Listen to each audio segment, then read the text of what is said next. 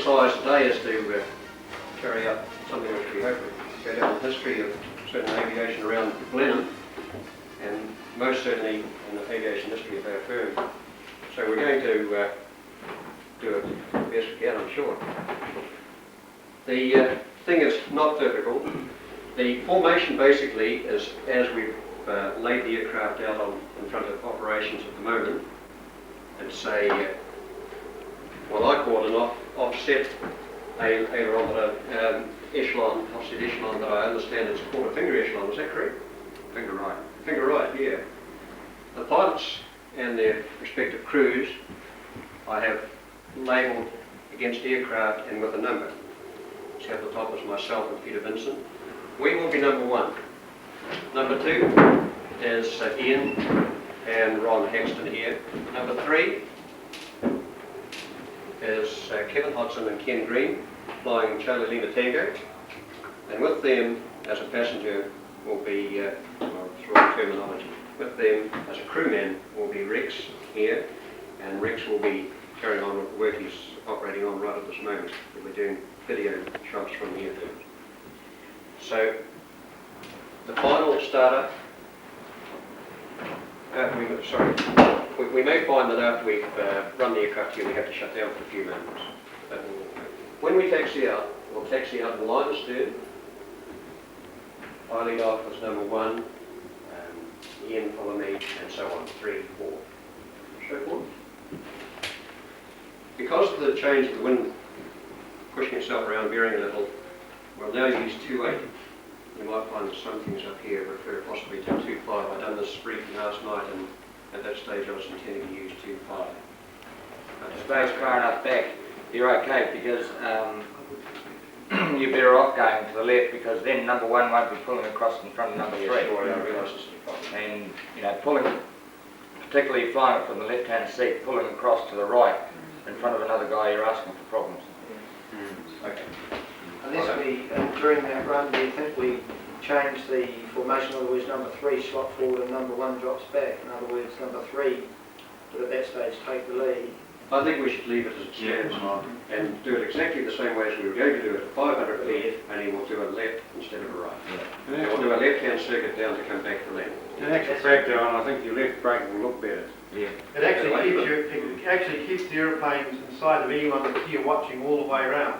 Whereas if you go right, you're actually going to disappear around here behind the buildings. You've solved to make sure that we've got enough position to allow the aircraft in front to finish its landing roll and turn left off the runway. And once everybody's on the ground, we'll just line astern back into park on the anchor out here, the short anchor, just side by side.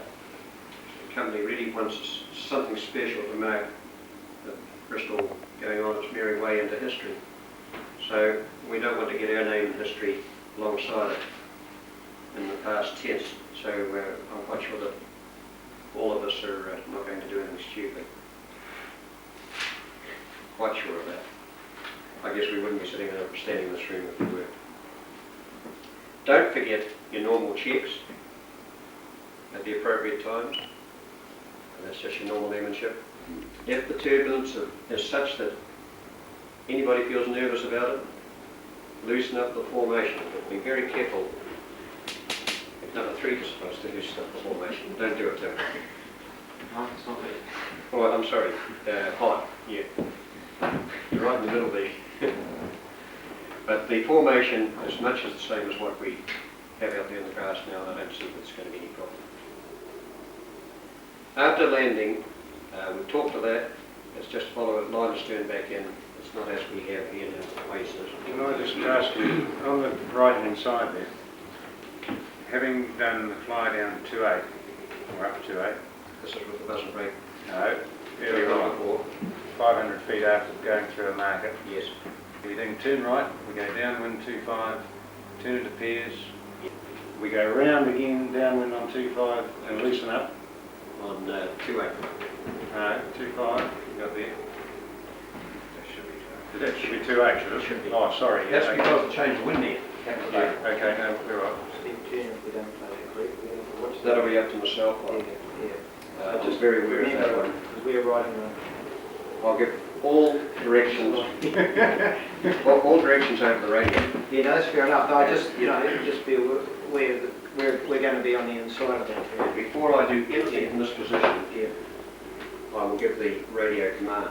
Okay, so that if you keep the aircraft ahead on the horizon, then everybody watching will see the aircraft at the same altitude. But if you up or down, and there is a tendency you'll find them to be above, to pull higher than the guy in front. Keep the guy in front on the dial. Do you mind if I walk around the aircraft during startup? You know the things to watch out for, Ben. I think I've been there before.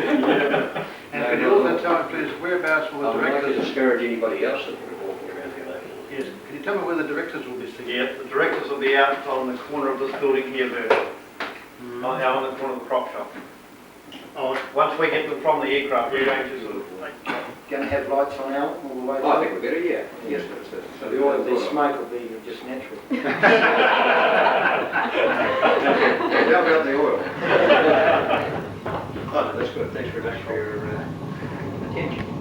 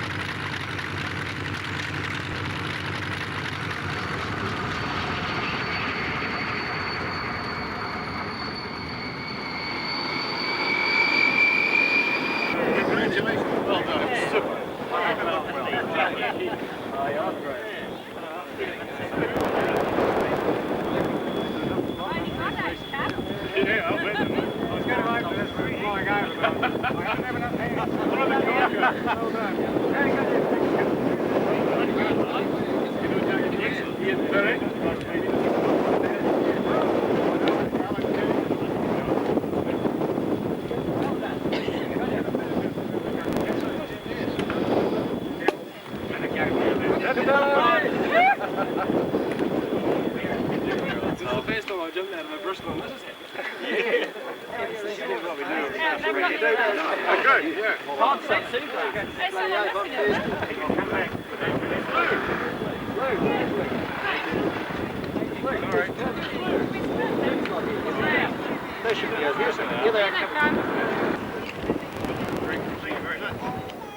When you get a bit wet, don't you? Yeah. I would like to propose a toast to the Bristol engineers, the people that kept them going over the years. They've done a mighty job. The guys on the tarmac, they're so enthusiastic, they're at it already. And everybody that's had a hand in making this whole thing work. So the Bristols, and a happy retirement. Bristol! Hooray!